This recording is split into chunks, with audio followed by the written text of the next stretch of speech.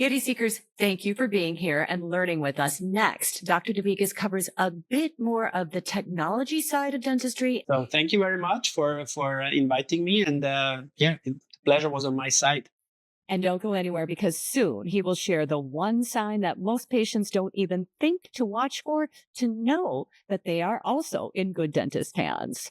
It may change how you choose a dentist forever. Okay, I feel ashamed to admit it, but the dentist said I need a crown. So I need to get educated.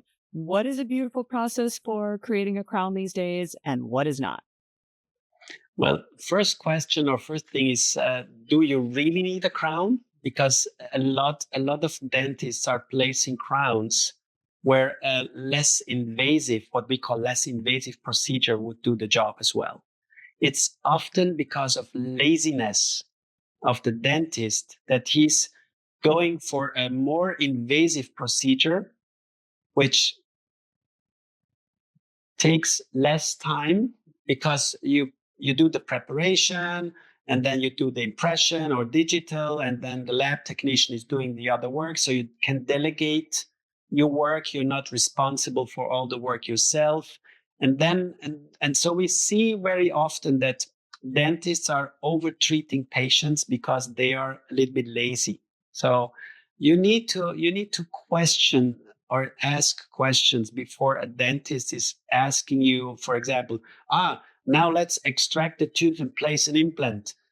This is a large filling. We do a crown immediately. And then you have to be really opening your ears and say, whoops, stop. Can you please be more specific why you go for this procedure? And this is not being uh,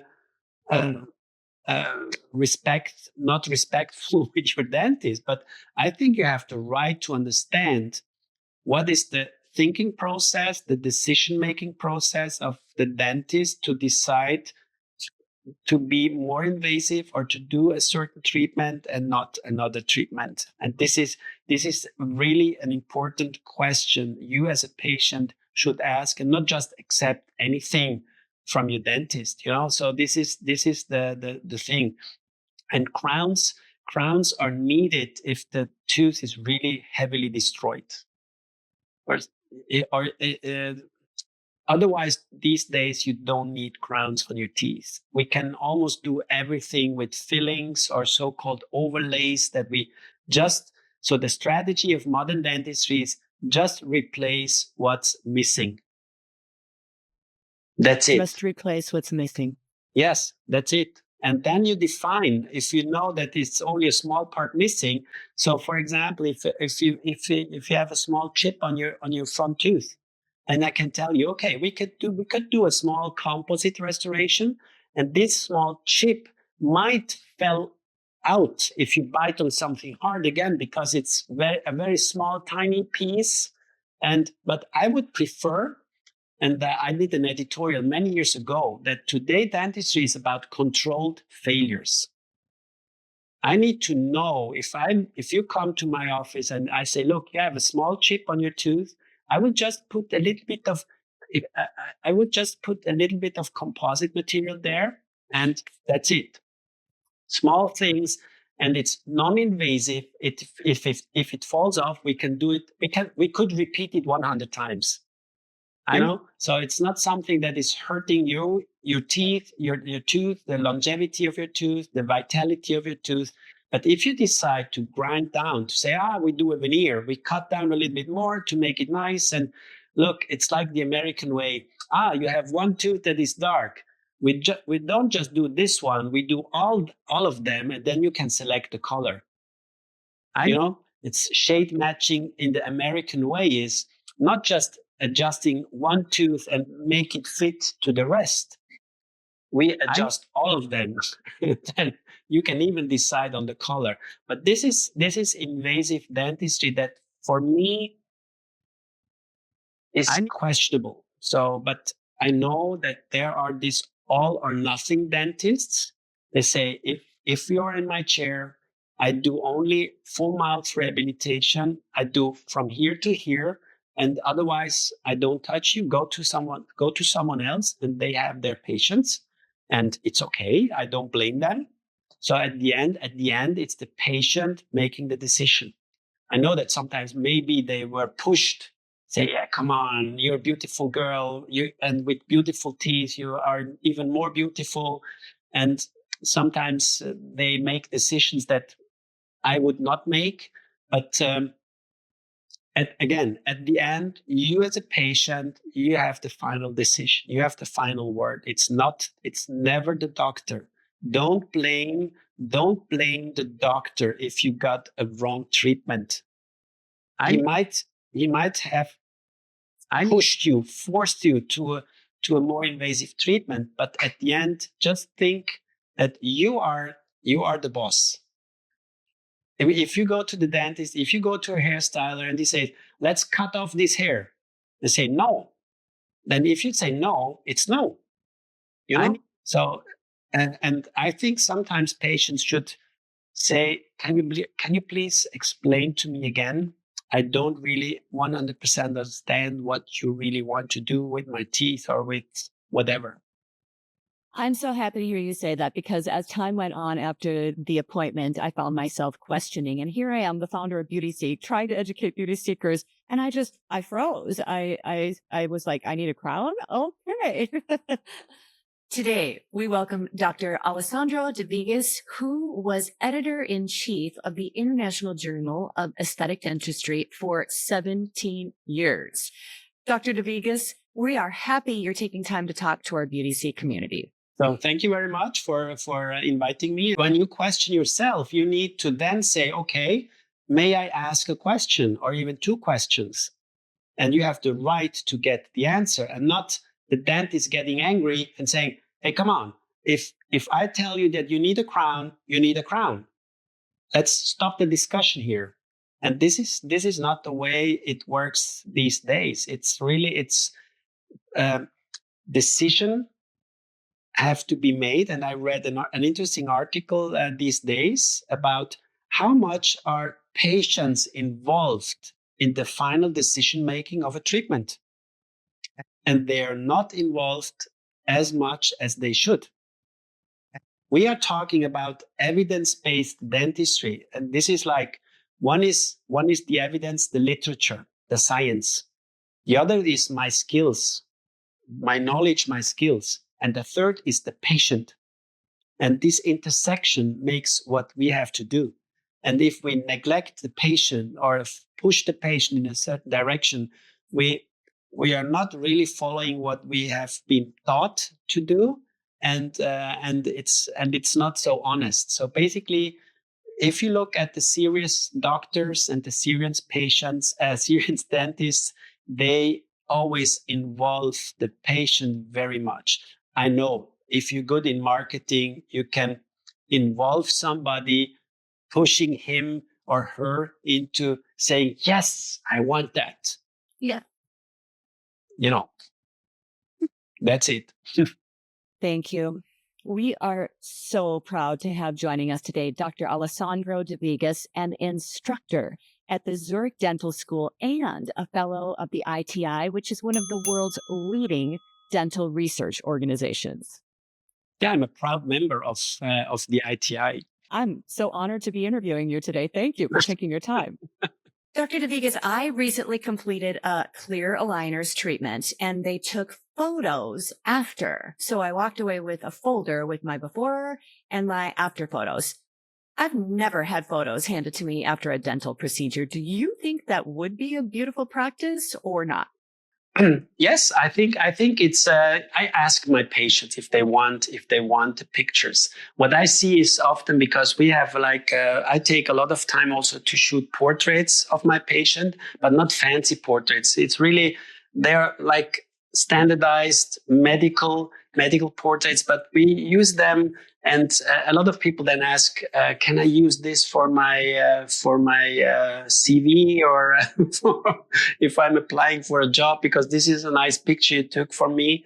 And so documenting your case is really something important, and sharing this information, if the patient wants, is for sure something to show also the confidence that you say, look, I shared the before and after, so you can see or share what we have done also with your family, with your friends. So it's also kind of marketing. If I'm happy with the result and I say, look, show these pictures before and after, and then a lot of people say, wow, this looks amazing. Who did this?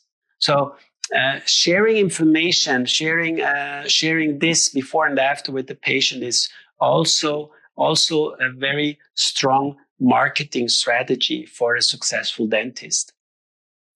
Perfect. Yeah, I agree. Uh, Before I even got out of the dental chair yesterday, at my visit yesterday, the hygienist was making the next appointments with me. Do you think this is a beautiful practice or not? It makes things easier if you schedule immediately the next appointment. Otherwise, I say, yeah, we will call you, we will give you a recall, a reminder for your next appointments. The more appointment you can fix immediately, the less administrative work you have in your dental office. And especially with the hygiene appointments, we say we define the time frame. So every 3 months, every 6 months, every 9, every 12 months, and then you get your next appointment. And the majority of patients, they also like to mark the next appointment already in the agenda. It's like with other therapies or things, that you book your next appointment already when you finished with one. You say, okay, when do we meet next time? And the hygienist is like the service person, not in a negative sense, in a positive sense, that takes care of you. It's not only about the cleaning; it's also checking the situation, giving you advice on your nutrition, on many other things. So this is, and then at the end also helping the dentist to identify problems before they really show up. We don't want that the patient calls with pain. Oh, my tooth is hurting. You don't want that the majority of your patients is only coming to your office when they are in pain, because this is a negative situation.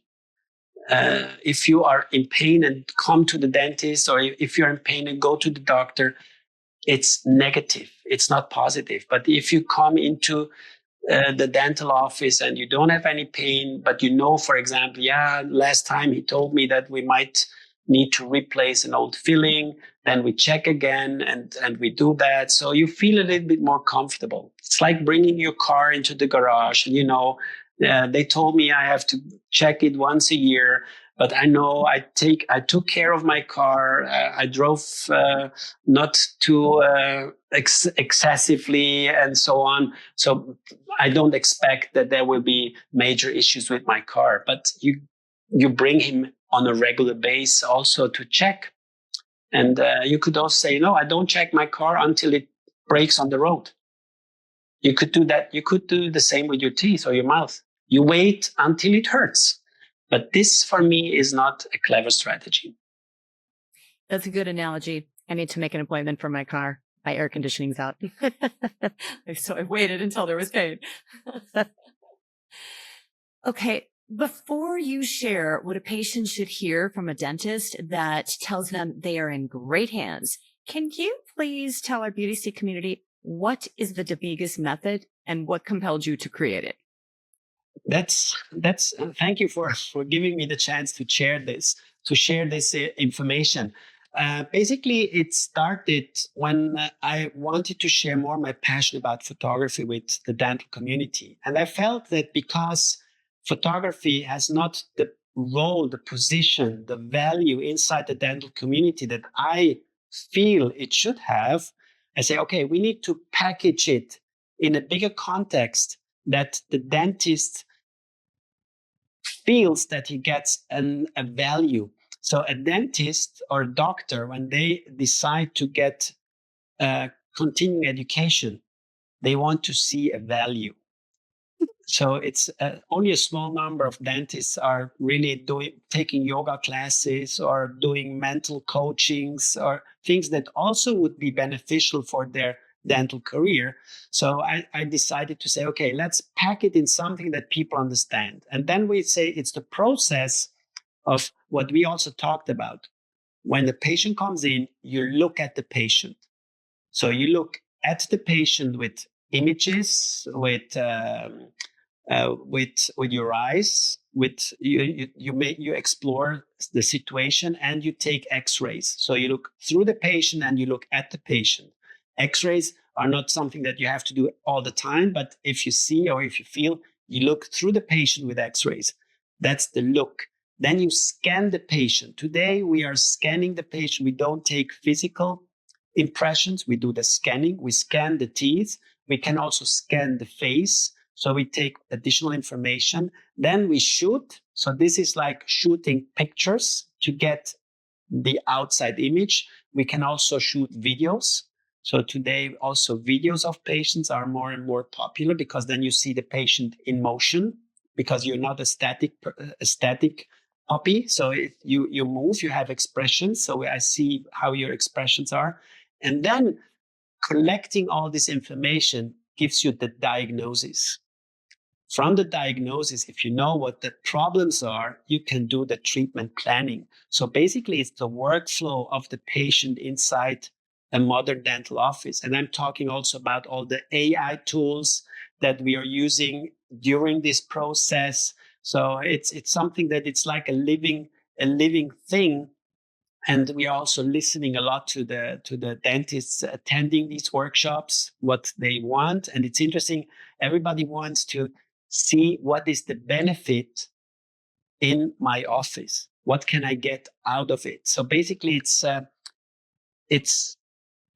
not something. If you tell a doctor, I can share my secret how to become a better doctor. Then some people say, yes, it's nice, but if I tell you, look, listen, I have the secret to become a millionaire. What? Please tell me.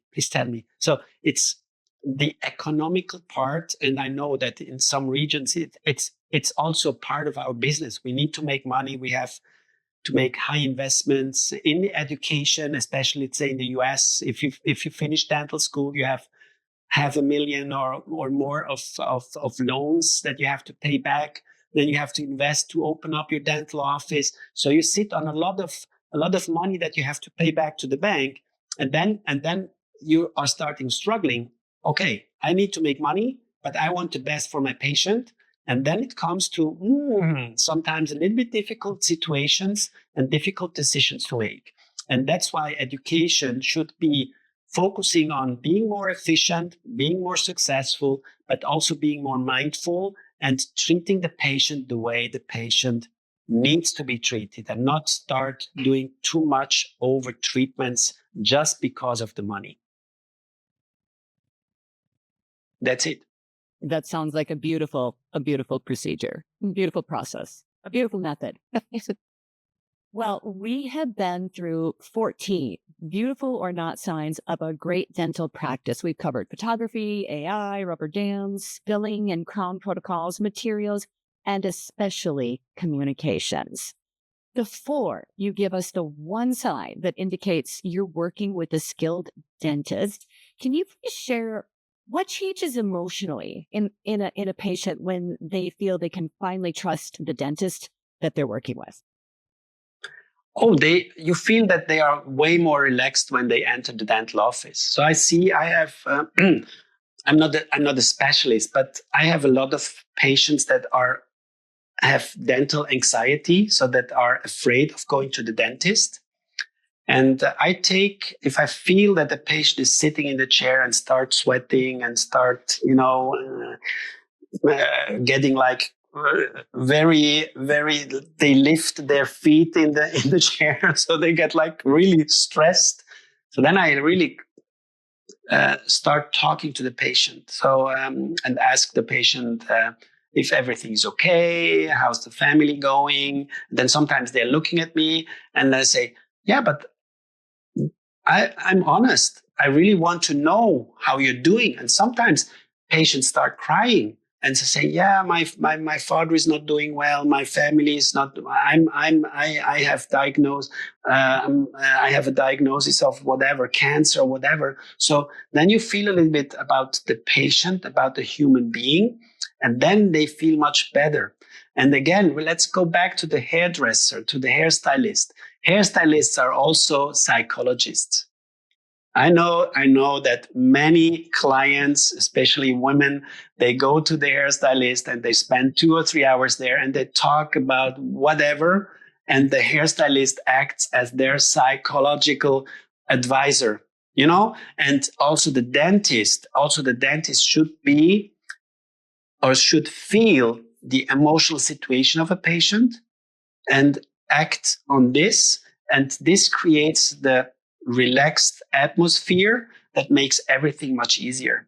The communication, the treatment, you are more successful in explaining things because the patient trusts you. So we need to build trust with our patients. And this is the foundation of successful dentistry and successful medicine and successful whatever you want in working with a human being. I love that. And yeah, I feel that I probably moved away from that feeling. I used to love going to the dentist. I don't hate it now, but I just don't feel connected or they're there for me or they're really communicating with me. And so I need to work on that. I own that. I need to be asking questions and getting what I need out of those appointments that I'm paying for. Absolutely. Absolutely. You need to talk more also to your dentist. It's true. I mean, going to my hairstylist, that is like therapy. Yes. Yeah, I know. I know that many people see that that way. And think about going to the dentist is also a little bit of therapy. I'm going to have to change my vantage point. Yes. Yes. Okay, we have been through 14 beautiful or not signs of a great dental practice, and you feel there is one that most patients, they might miss completely, and it might be the most important one of all. Could you please share what that is? Oh, that's a very easy one. And a lot of my patients are surprised when I tell them I cannot do that. I'm not able to do that, or my skills are not good enough to do that. And that's why, and then the next sentence is very important. You have to tell your patient, but I have my connection, my network with those people that are the best to solve these issues that I'm not able to solve, or I decided, for example, many years ago that I don't do complex root canal treatments anymore. This was after education I did at the university, a course I took. I was saying, well, I think that I should change my whole workflows. I should focus more on this, but then I would lose other procedures in my dental office if I really want to become a better endodontist. And or I say, okay, if it's going above a certain level of complexity, I refer my patient to someone else that I know, that I trust. So I tell the patient, look, this is a specialist I trust. I would send my family to this specialist to do this specific treatment for you, that you at the end get the best treatment. I see so many dentists and doctors that are trying to do a treatment and knowing that they will fail, but they will not send the patient away because they think, if I send the patient away, that's number one, a sign of weakness. Number two, I will lose money.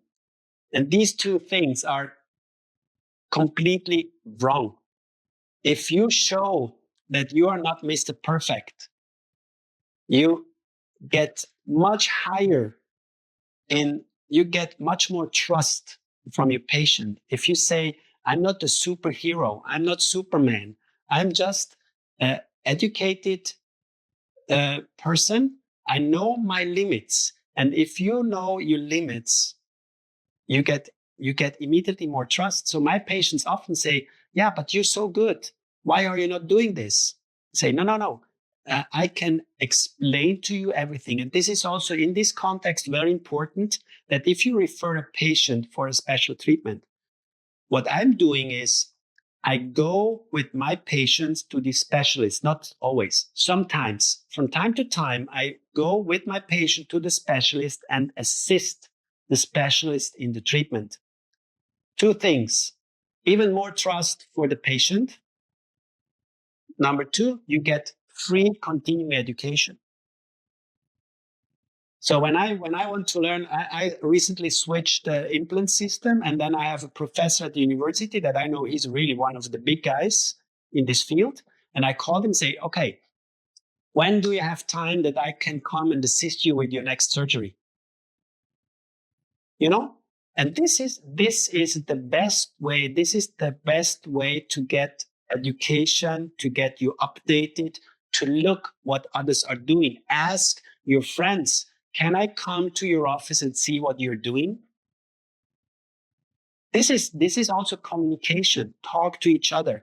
I see that too many dentists and doctors are just living inside their small bubble called dental office or doctor's office and are not looking outside. They're just inside this trap, hamster wheel or whatever. Go outside, look outside, and there's so many opportunities. And just this is a small thing that you say, okay, I will go to the doctor and see how he's doing this or she's doing this. And you learn. And this is so cool. And the patient feels, wow, my dentist is coming with me to get me treated by another dentist. This is amazing, and the patient will tell other patients that you are really a smart guy, knowing your limits and giving your patient the best, the optimal treatment options. That sounds like a beautiful dialogue with a dentist who truly would have my best interest at heart. That makes me feel wonderful. Yeah. And again, to close this, it's all about communication, how you communicate with your patient. You have to be open. Don't overcomplicate things. Keep the discussion at the level of you don't start throwing around special characters or terms. So keep the discussion. Ask the patient, did you understand what I was explaining to you? And because sometimes you think, yeah, you should know what I'm talking about, but sometimes it's not. And I try to find also analogies, easier explanation of what I'm doing. Not only in dentistry, but also if I'm teaching, it's always don't think that everybody knows what you know when you're teaching. Very important. Very important. I don't know a lot, and I don't want to have people assume that I know what they're talking about. Dr. Devigus, you have given the Beauty Seek community basically a masterclass in what to look for, what to ask, and what to walk away from when committing our beauty, our health, and our money to a dental practice. Thank you so much. It was my pleasure to be with you and to share some of my insights with your community. Perfect. Thank you for the 15 signs of a great dental practice. And the last one, I will never forget. It was very meaningful. I was almost tearing up. So thank you very much for inviting me. And the pleasure was on my side. Perfect. You are a gift to the Beauty Seek community and to anyone who has ever sat in a dental chair and wondered, am I in the right hands?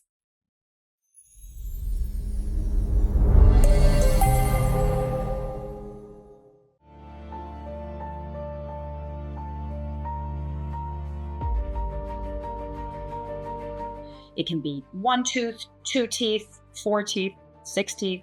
That's usually the amount. Usually we do it in pairs, working from the center and outward towards the canine.